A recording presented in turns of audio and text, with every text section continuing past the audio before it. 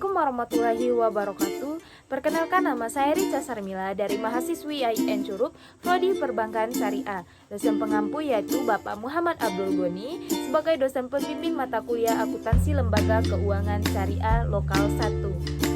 Pertama-tama saya mengucapkan terima kasih kepada penonton yang mana telah mengklik video ini, dan pada video kali ini saya akan menjelaskan dua materi sekaligus, yaitu yang pertama tentang persamaan dan perbedaan akuntansi syariah dan akuntansi umum, dan yang kedua yaitu materi tentang akad murabaha.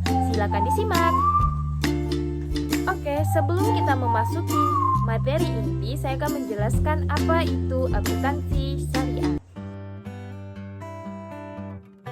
Akuntansi syariah adalah suatu proses mencatat, mengolah, dan menyajikan data yang berhubungan dengan keuangan atau aktivitas ekonomi yang berdasarkan Al-Quran dan hadis.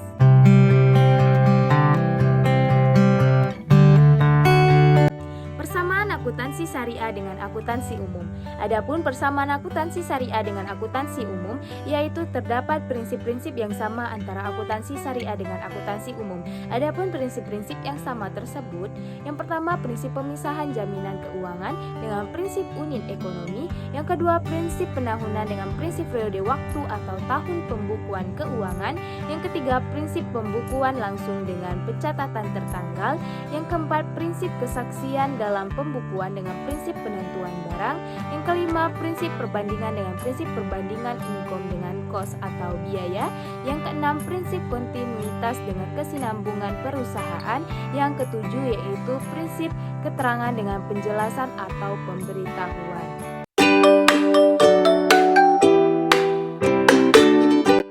Perbedaan akuntansi syariah dengan akuntansi umum. Adapun perbedaan akuntansi syariah dengan akuntansi umum, yang pertama akuntansi syariah berdasarkan Al-Quran dan hadis, sedangkan akuntansi konvensional atau umum berdasarkan hukum bisnis modern. Yang kedua yaitu konsep konvensional mempraktekkan teori pencadangan dan ketelitian dari menanggung semua kerugian dalam perhitungan serta menyampingkan laba yang bersifat mungkin. Sedangkan dalam konsep Islam sangat memperhatikan hal itu dengan cara penentuan nilai atau harga dengan berdasarkan nilai tukar yang berlaku serta membentuk cadangan untuk kemungkinan bahaya dan risiko. Yang ketiga, konsep konvensional menerapkan prinsip laba universal mencakup laba dagang, modal, pokok, transaksi, dan juga uang dari sumber yang haram. Sedangkan dalam konsep Islam dibedakan antara laba dari aktivitas pokok dengan laba yang berasal dari kapital. Yang selanjutnya yaitu yang keempat, konsep konvensional menerapkan prinsip bahwa laba itu hanya ada ketika adanya jual beli. Sedangkan konsep Islam memakai kaidah bahwa laba itu akan ada ketika adanya perkembangan atau adanya pertambahan pada nilai barang, baik yang telah terjual maupun yang belum.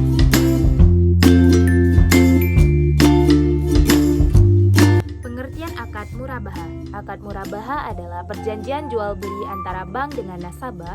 Bank syariah membeli barang yang diperlukan oleh nasabah, kemudian menjualnya kepada nasabah yang bersangkutan sebesar harga perolehan ditambah dengan margin keuntungan yang disepakati antara bank syariah dengan nasabah tersebut.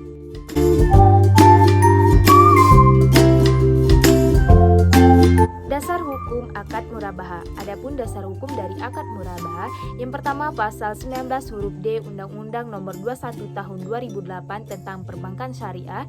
Yang kedua yaitu dalam Al-Quran Surat Al-Baqarah ayat 275.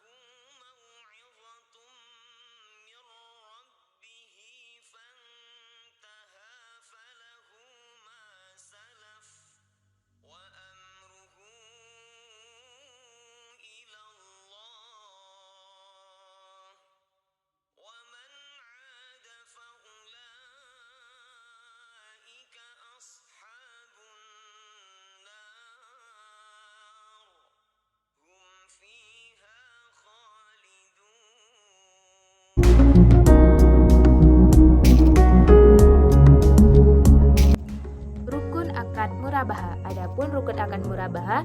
Yang pertama yaitu pelaku atau pemilik modal maupun pelaksana usaha. Yang kedua objek murabaha atau modal dan kerja.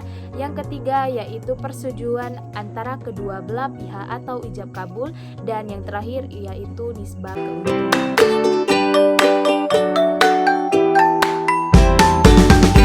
Syarat akad murabaha. Adapun syarat akad murabaha, yang pertama penjual memberitahu biaya modal kepada nasabah tersebut. Yang kedua, kontrak pertama harus sah sesuai dengan rukun yang telah ditetapkan. Yang ketiga, kontrak harus bebas dari riba. Dan yang keempat, penjual harus menjelaskan kepada nasabah tersebut apabila barang tersebut terdapat cacat atau hal lainnya.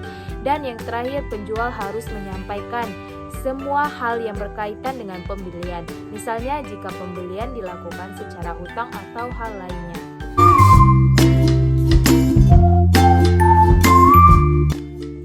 Jenis-jenis akad murabaha. Adapun jenis-jenis akad murabaha ada dua. Yang pertama yaitu murabaha dengan pesanan. Dalam murabaha jenis ini, penjual melakukan pembelian barang setelah ada pesanan dalam pembelian tersebut. Murabaha dengan pesanan dapat bersifat mengikat pembeli untuk membeli barang yang dipesannya. Kalau bersifat mengikat berarti pembeli harus membeli barang yang telah dipesannya dan tidak dapat membatalkannya lagi. Dan yang kedua yaitu murabaha sederhana. Adapun murabaha sederhana adalah bentuk akad murabaha ketika penjual memasarkan barang kepada pembeli dengan harga yang sesuai harga perolehan dengan ditambah dengan harga keuntungan yang telah disepakati atau yang diinginkan oleh penjual tersebut.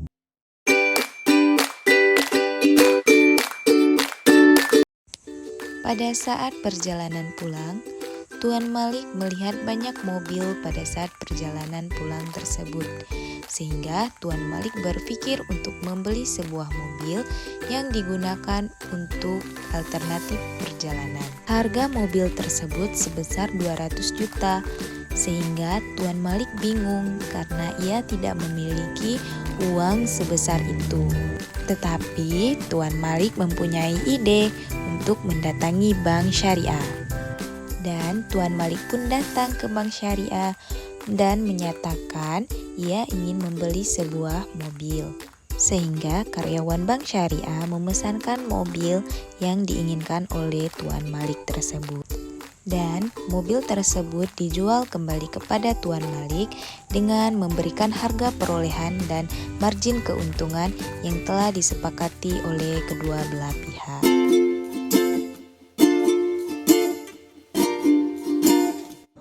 PSAK Syariah nomor 102. Dalam menurut Ikatan Akuntan Indonesia atau IAI 2013 dalam Pernyataan Standar Akuntansi atau PSAK Syariah nomor 102, murabaha adalah menjual barang dengan harga jual sebesar harga perolehan ditambah dengan keuntungan yang disepakati dan penjual harus mengungkapkan harga perolehan barang tersebut kepada pembeli.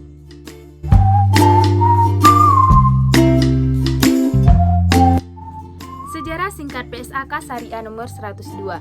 Adapun sejarah singkat dari PSAK Syariah nomor 102, PSAK Syariah nomor 102 ini dikeluarkan oleh Dewan Standar Akuntansi Keuangan Ikatan Akuntan Indonesia atau biasa disebut dengan DSAK IAI pada tanggal 27 Juni 2007. Hal ini menggantikan peraturan mengenai akuntansi murabaha dalam PSAK nomor 59 Akuntansi Perbankan Syariah yang dikeluarkan. Setelah pengesahan di awal tahun 2007, PSAK nomor 102 mengalami perubahan sebagai berikut. Yang pertama, pada tanggal 13 November 2013 sehubungan dengan keluarnya Fatwa Dewan Syariah Nasional Majelis Ulama Indonesia atau biasa disebut dengan DSN MUI. Pada nomor 84 DSN MUI 12/2012 tentang metode pengakuan keuntungan tanwilbi al-murabaha atau pembiayaan murabaha di lembaga keuangan syariah. Yang kedua yaitu pada tanggal 6 Januari 2016 terkait dengan definisi nilai wajar yang disesuaikan dengan PSAK nomor 68 pengukuran nilai wajar. Perubahan ini berlaku efektif pada tanggal 1 Januari 2017 secara retrospektif. Jadi PSAK Syariah nomor 102 ini dikeluarkan pertama sekali oleh DSAK IAI pada tanggal 27 Juni 2007. Oke, itulah tadi video dari saya yaitu 2 materi sekaligus yaitu tentang persamaan dan perbedaan akuntansi syariah dan akuntansi umum. dan yang kedua yaitu akad murabahah. Baiklah, mungkin hanya itu saja yang dapat saya sampaikan. Apabila terdapat kesalahan, saya mohon maaf. Kepada Tuhan saya mohon ampun. Saya akhiri. Wassalamualaikum warahmatullahi wabarakatuh. Jangan lupa di-share.